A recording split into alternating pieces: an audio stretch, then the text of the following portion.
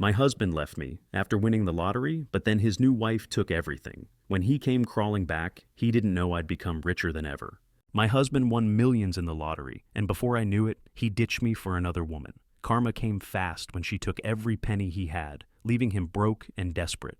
But when he came crawling back, he had no clue that in the meantime, I'd quietly built an empire of my own, richer and happier than I'd ever imagined.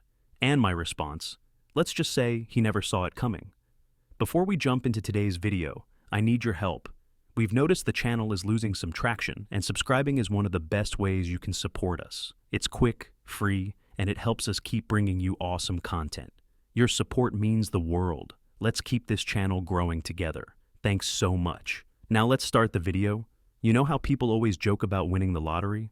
My husband, Mark, used to buy tickets every week, always swearing our lives would change forever someday. I usually just laughed it off, considering it harmless daydreaming. After all, we had a decent life, stable jobs, a modest home, and a relationship that, while not perfect, felt solid enough. But one ordinary Wednesday evening, everything flipped upside down. Mark burst through the front door, practically screaming. "We won! We won!" he yelled, waving the lottery ticket like it was made of gold, which, to be fair, it practically was. At first, I thought he was joking. But then I saw the look in his eyes, a wild mixture of shock, joy, and something else, something I couldn't quite place at the time. He hugged me tight, rambling about mansions, sports cars, luxury vacations, basically every cliche you could imagine. We cashed in the ticket, and overnight, we were millionaires, suddenly richer than we'd ever dared to dream. And as the weeks went by, Mark's excitement grew into something else entirely. Obsession. He started spending recklessly, buying fancy clothes and expensive gadgets, splurging on extravagant dinners, and generally living like a celebrity. And then he met her. It was at a charity event, something he'd insisted we attend to network with other wealthy people. She was younger, glamorous, the kind of woman who turned heads just by entering a room. Her name was Vanessa, and from the second she introduced herself to Mark, I saw the change in him, like he'd just stumbled onto something he wanted even more than money. Within weeks, my husband, the man I'd built a life with, announced he wanted a divorce, just like that. "We grew apart," he said coldly, packing his bags as if our decade together meant nothing. What hurt even more was that he'd secretly transferred most of our winnings to his own accounts, leaving me with only the house and a small fraction of the money. He'd planned this all along, cutting me out completely and leaving me heartbroken, betrayed, and humiliated. But here's the thing about betrayal. Sometimes it sets the stage for the greatest comeback of your life. Mark had underestimated me, badly, and soon enough he'd realize he'd made the biggest mistake of his life. The day Mark left, I felt like my entire world had shattered. The humiliation burned worse than the betrayal. People whispered behind my back, pitied me, or worse, assumed I was somehow to blame. Mark and Vanessa quickly became the talk of the town, a glamorous couple with seemingly endless money, constantly posting about their lavish lifestyle on social media. Meanwhile, I was alone in our half-empty house, staring at walls that suddenly felt suffocating. But after a few weeks of crying, self-pity, and way too many tubs of ice cream, I decided enough was enough. I'd always been practical. While Mark loved to dream big, I'd been quietly building my career in interior design, known locally for my tasteful, budget-conscious makeovers. With the small fraction of money he'd left me, I saw an opportunity to rebuild my life exactly how I wanted. I sold our house, too many painful memories there anyway, and rented a modest apartment. The leftover money went straight into starting my own small business. At first, it was terrifying. I'd never worked for myself, never taken such huge risks, but something deep inside pushed me forward. Slowly but surely, word spread about my business. Clients loved the personal touch I brought to each project, and before long, my tiny one-woman operation grew into a thriving design studio. I worked tirelessly, driven partly by passion and partly by a stubborn desire to prove to Mark and to myself that I was worth far more than he'd ever realized. As my business took off, Mark's flashy lifestyle began to unravel. Rumors started trickling back to me through friends, stories of reckless spending, extravagant vacations, and terrible investments made under Vanessa's influence. Apparently, Vanessa had expensive tastes that even Mark's lottery winnings couldn't sustain. I won't lie, it felt good to hear karma was finally coming for him. But I had my own life now, my own successes. I wasn't going to waste my energy thinking about him, or so I thought. Until one rainy afternoon, 2 years after Mark left, I received an unexpected message. It was from Mark, short and desperate. "Hey, it's me. Can we talk? I'm in trouble and really need your help." I stared at my phone, shocked and confused. What trouble could he possibly be in that he'd come crawling back to me? Little did I know, Mark's new life had collapsed in spectacular fashion, and he was about to discover that the woman he'd left behind was no longer the person he'd once known. Against my better judgment, curiosity got the better of me. So I agreed to meet Mark, not at my place or his, but at a small, neutral coffee shop downtown. When he walked in, I almost didn't recognize him. Gone were the designer suits and flashy jewelry. Instead, he looked disheveled, exhausted, and visibly broken. He sat down across from me, struggling to meet my gaze. "Thanks for seeing me," he muttered awkwardly. "Mark," I replied cautiously, "what's this about?" He took a deep breath, clearly uncomfortable, before finally spilling everything. "Vanessa took it all, every penny." "What do you mean?" I asked, genuinely shocked. "How?" He sighed deeply, embarrassment evident in every word. "I trusted her, too much. She convinced me to invest in her friends' businesses, real estate schemes, startups, you name it. Everything failed, or worse, didn't exist. Turns out she and her so-called friends scammed me." I raised an eyebrow. "And now? I'm broke," he admitted, voice barely above a whisper. "Not just broke, I'm drowning in debt. Creditors took everything, the cars, the house, even my personal accounts. Vanessa vanished, of course, leaving me to face everything alone. I leaned back, processing what he'd just revealed. Mark had thrown me aside for Vanessa, blinded by lust and the thrill of his newfound wealth. Now, his fairy tale had turned into a nightmare. "What exactly do you expect me to do about it?" I asked, trying to keep my tone neutral, despite the emotions swirling inside me. He hesitated, embarrassed again. "I know I have no right, but I just need a place to stay for a while, a few weeks max, until I get back on my feet." It took every ounce of self-control not to laugh outright. Here was Mark, the man who'd walked out without looking back, begging me for help. "Mark," I finally said gently but firmly, "you walked out on me the moment you thought I was disposable. Why should I help you now?" His expression fell, his pride clearly wounded. "I'm desperate," he said, voice trembling. "You're the only one I can trust." "Trust?" I repeated, disbelief evident. "You took almost everything we had, Mark. Trust disappeared a long time ago."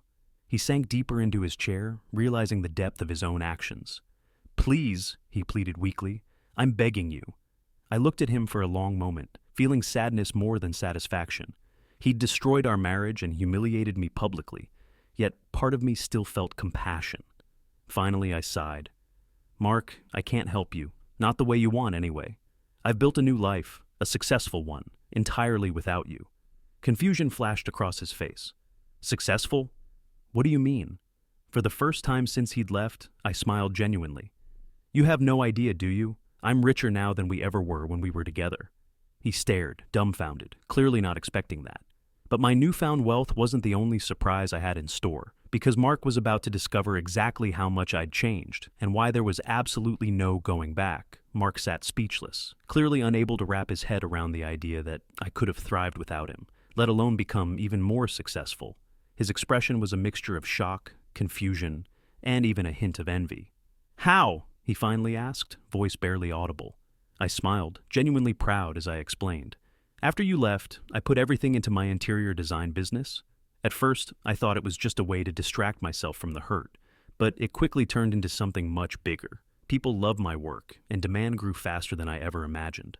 He blinked slowly, absorbing the words. "You built your own company?" I nodded confidently.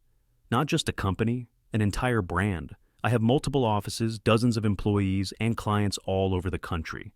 The business exploded, Mark. Turns out, I'm pretty good at making money." His face fell further, visibly wounded by this news. "I had no idea," he whispered, clearly regretting more than just losing the money. He'd underestimated me, badly, and the realization stung. "I guess you were too busy," I said calmly, "living your flashy life with Vanessa to pay attention to what I was doing." He flinched at the mention of her name, shame coloring his face again.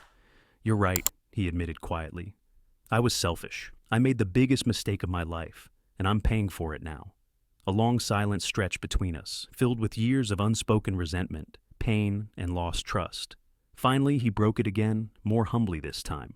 "Look, I know I don't deserve your help, but I'm genuinely sorry. Losing everything made me realize how badly I treated you. You deserve so much better. I sighed softly. Part of me wanted to revel in his misery, to relish this moment of triumph, but honestly, I just felt tired.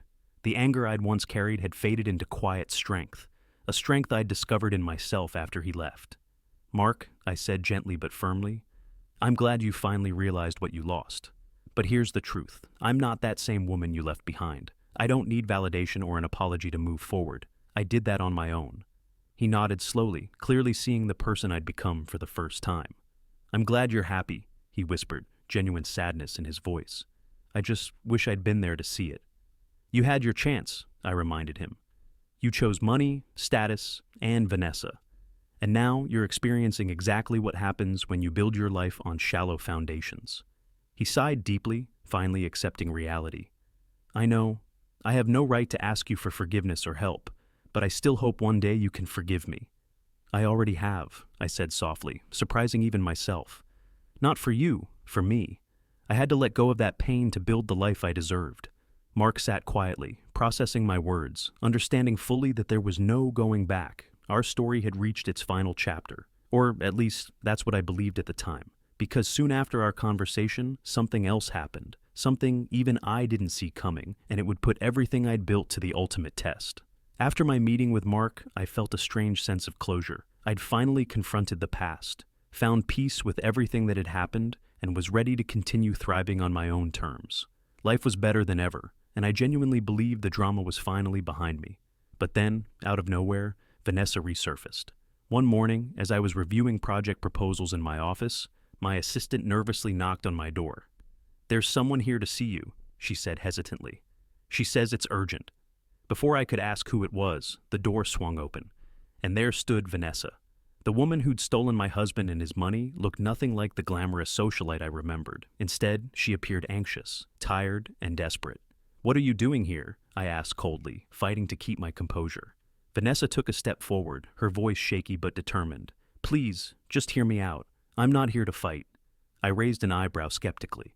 You took everything from Mark, and indirectly, from me. What could you possibly have to say? She hesitated, visibly uncomfortable, before finally confessing. I didn't come here to apologize. I came to warn you. Mark's creditors are digging into your past together. They're convinced you're hiding assets or money for him, and they're preparing to drag your business into court. My stomach tightened. That's ridiculous. Mark and I divorced years ago. I have nothing to do with his finances.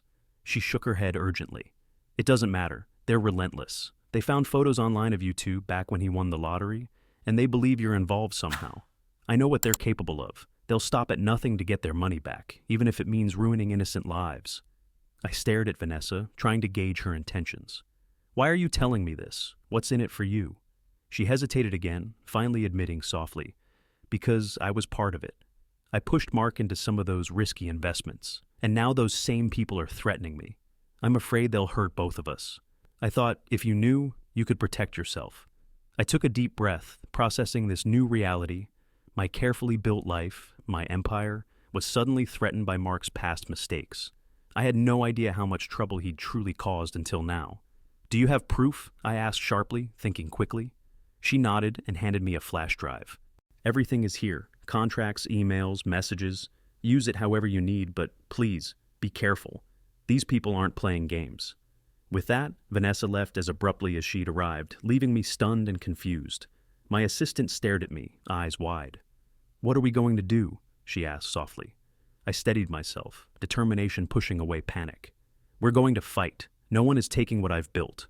But I knew one thing for certain.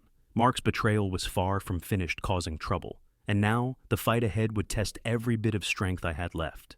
In an instant, my peaceful, successful world had turned into a battleground.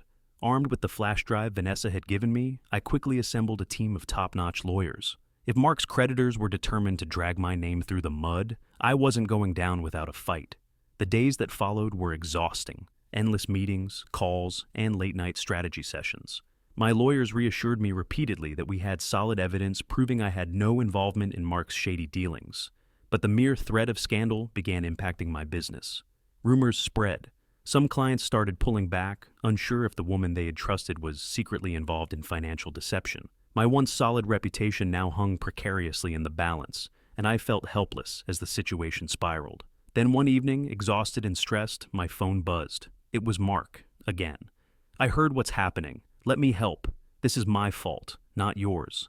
Anger surged through me, and I quickly typed a reply. You've done enough damage already. His response came instantly. Please, I can clear your name. Let me talk to them. It's the least I can do. I stared at the screen, skeptical. Mark had always been good at talking, charming his way out of trouble. But could I trust him now? Ellie, my closest friend and advisor, was sitting nearby, watching my hesitation. You think he's sincere? She asked gently. Honestly, I said quietly. I don't know. But at this point, what choice do I have? He knows these people better than anyone. Reluctantly, I agreed to meet Mark once more, this time at my lawyer's office, with my team present to make sure there were no misunderstandings. When Mark arrived, he was serious, focused, and prepared, a side of him I'd rarely seen. I'll testify, he said firmly, looking directly at me. I'll publicly admit you had nothing to do with any of it. I'll provide records, emails, whatever it takes. I'll do whatever your lawyers need. My attorney looked cautiously optimistic. If he's telling the truth, this could resolve things quickly. Mark turned to me, his voice humble. I know it doesn't fix what I did, nothing can, but I can't stand by and watch you lose everything because of my mistakes. You don't deserve that. I studied him carefully, searching for any trace of deception. But his sincerity seemed genuine, and at this point, I needed all the help I could get. Okay, I said finally. But this doesn't change things between us. He nodded solemnly. I know, I'm not doing this expecting forgiveness. I'm doing this because it's the right thing, and it's long overdue. In the days that followed, Mark proved true to his word. He handed over extensive documentation, stood firm under questioning, and publicly cleared my name.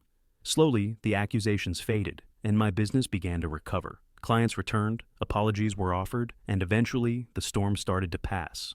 But just as I thought everything was finally settling down, Mark made one final, unexpected request, something I never anticipated, and that would change everything all over again.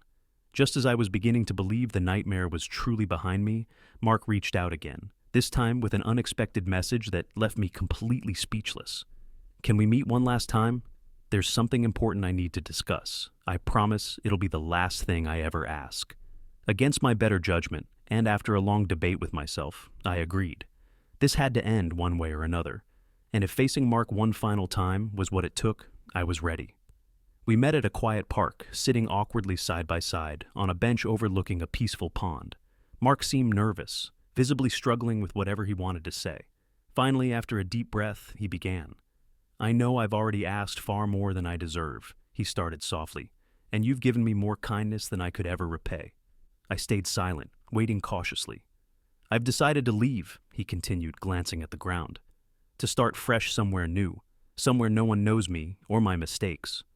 That's probably wise, I replied carefully. Maybe it's what you need. He nodded, still hesitating. Before I go, there's one last thing. I need your forgiveness, not for you, but for me. I've carried this guilt ever since I hurt you, and it's slowly destroying me. Knowing you genuinely forgive me is the only way I can truly move on. I stared at him, trying to process this. Could I genuinely forgive him? Not the superficial forgiveness I'd already extended, but deep down, honestly release the resentment I'd held onto for so long? I can't pretend what you did didn't hurt, I finally said. You betrayed me in ways I never imagined possible. He lowered his head, shame evident. But, I continued softly, if I've learned anything through all this, it's that holding on to anger only hurts me, not you. So, yes, Mark, I forgive you, completely and sincerely. But know this forgiveness is for myself too. It's time we both move forward. His relief was visible, tears forming in his eyes as he nodded gratefully. Thank you. You have no idea how much that means. We sat quietly for a while, both absorbing the weight of that moment. Eventually, Mark stood, looking lighter than he had in years. Take care of yourself, he said sincerely. You deserve every bit of happiness and success you've found. Good luck, I replied softly, genuinely meaning it. As he walked away, disappearing down the path, I felt an unexpected peace. Forgiving Mark didn't erase the past, but it finally freed me from it entirely. But little did I know, one final twist awaited. A discovery that would reshape my life completely and prove that fate had bigger plans for me. Yet, after Mark left, life slowly settled into a calm I hadn't known for years. My business was thriving again, and I felt genuinely at peace. Forgiving Mark was a turning point. Releasing years of anger allowed room for something new, something truly good. A few weeks later, on an ordinary afternoon, I received a letter in the mail from an attorney I didn't recognize. Curious, I opened it and froze. It was from Mark. Inside was a brief handwritten note. I can't ever truly make up for the past, but I hope this helps. You deserve every good thing life can offer. Attached were official documents detailing ownership shares of a tech company, a company I recognized immediately. It was a startup Mark had invested in early on, one of the few he'd made separately, without Vanessa's influence. According to the documents, he'd transferred his entire remaining stake to me. My heart skipped a beat. Curious, I quickly called my financial advisor. After a short conversation, the advisor gasped softly. "You're not going to believe this," she said, her voice filled with awe. "The company just got acquired by a tech giant last week. These shares, they're worth millions." I sank into a chair, completely stunned. Mark's final act had given me something I'd never expected: true financial freedom, not earned through heartache or lottery luck, but as a genuine gesture of goodwill. But more than the money, it was the meaning behind the gift that touched me deeply. Mark wasn't looking for recognition or gratitude. He genuinely wanted to make things right. And finally, after all these years, he had. With newfound resources, I expanded my business, gave generously to charities, and supported causes that mattered to me. Most importantly, I built a life defined by kindness, strength, and forgiveness. A life I was deeply proud of. But the greatest lesson wasn't about wealth. It was about how adversity could shape you, how pain could strengthen you, and how forgiveness could set you free. Little did Mark realize, his biggest gift wasn't financial at all. It was the understanding that the power to heal and build an extraordinary life had always been within me. And that was something even millions couldn't buy. Life's greatest lessons often come from our toughest moments. When Mark left me, I thought my world had ended. But looking back, his betrayal became the catalyst for discovering my strength, resilience, and true potential. I learned that real success isn't measured in money alone, but in the strength you find when everything else falls apart. Forgiveness didn't erase what happened, but it freed me from carrying pain that wasn't mine to bear.